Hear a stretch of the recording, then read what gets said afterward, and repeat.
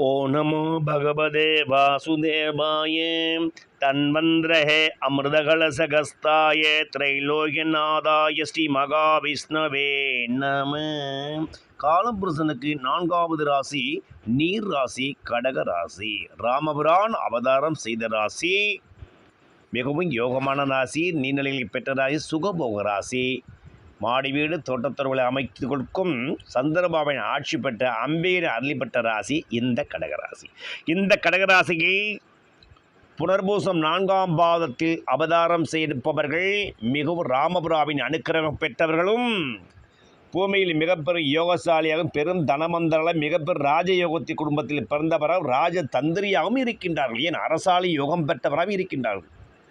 ஆனால் சிலருடைய வாழ்க்கை பலர் கேலி கூத்தாகும்படி அவருடைய வாழ்க்கை அற்பமானதாக இருக்கின்றது.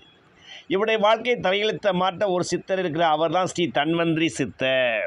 இந்த தன்வந்திரி சித்தரை இவர்கள் பிடித்து கொள்ள வேண்டும். விதியை மாற்றக்கூடிய யோகமான சித்தர். அந்த சித்தரை பிடித்து கொண்டு அவர்களுடைய வெற்றி திருமந்திர தினந்தோறும் எவரெவர் 21 முறை கூறி பாராயணம் செய்து பாடுகின்றாரோ, அவர் நினைத்து துதிக்கின்றாரோ, அவருடைய வாழ்க்கையில் பொன் வளமும் மண் வளமும் பொருள் வளமும் செலவு வளமும் குபேர வளமும் பணக்காரையும் கொடுத்து குபேரனாக வாழ்வது உண்மை. இதோ அவருக்கான மந்திரம்.